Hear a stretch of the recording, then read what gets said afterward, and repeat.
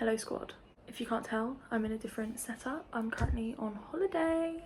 Holly bobs. And I just wanted to come on today to talk about like reflecting. For those who don't know me, but you might know me, you still might not know, the 11th of August is a very poignant date. It was an anniversary of some kind, and tomorrow is the 11th of August. I had been dreading this date for months, but I recently found a way to give myself closure over a certain situation.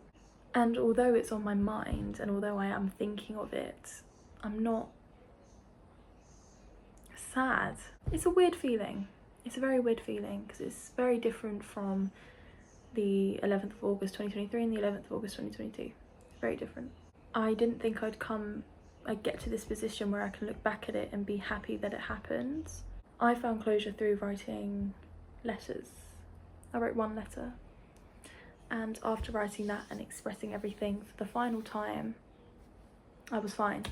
And it was like something clicked in my head. It's like, okay, you're fine. You're actually okay. This isn't relevant to you anymore. This part of your life is done now. It's not relevant.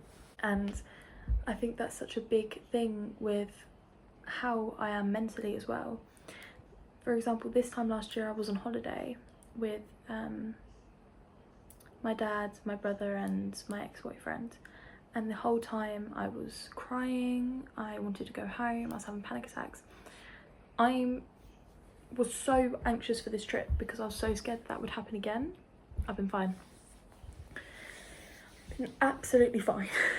And it's such a surreal experience because I didn't think I'd ever get back to being able to go abroad and not freak out and not want to just instantly go back home. A lot has changed over the last year, and I think I'm just reflecting upon that. I have finally completed my A-levels. You know, I'm single now. I have a plan. I know what I want to do with my life. I'm going to become an English teacher, taken after my English teacher back in secondary school who I adored. Absolutely love this woman. You know, there may be someone on the cards. I'm not going to go into that, but I'm so close with my friends, and this time last year I really wasn't. At that point in my life, my then boyfriend was pretty much my only friend. Now I've got my group, and this lighting's going a bit wonky, and I couldn't be more grateful for them. It's just such a big jump, and I'm so fucking proud of myself because I've never been happier than I am right now. I'm better at now knowing my boundaries. I'm better at putting boundaries in place. If I don't agree with certain behaviour, I will call it out. If I want something to change, I'll change it. I'm not afraid of people not liking me. If someone doesn't like me, that's not my problem, it's theirs. That's the sort of mindset I'm in. Because I know there's a bunch of people out there that don't like me. What am I going to do about it?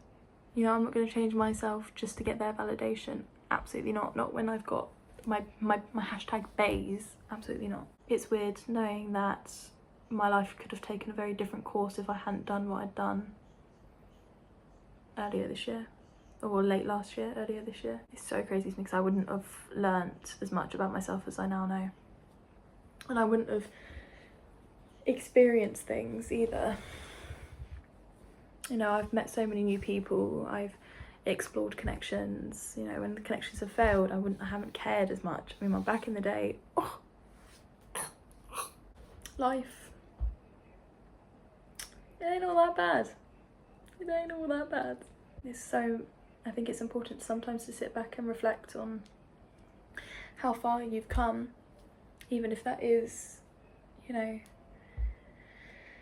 you can go outside today or you can eat the certain meal that you've been putting off. That's still a step in progress, still a step in recovery, and that, my friends, is what's important. I'll see you sexy people soon. Bye bye.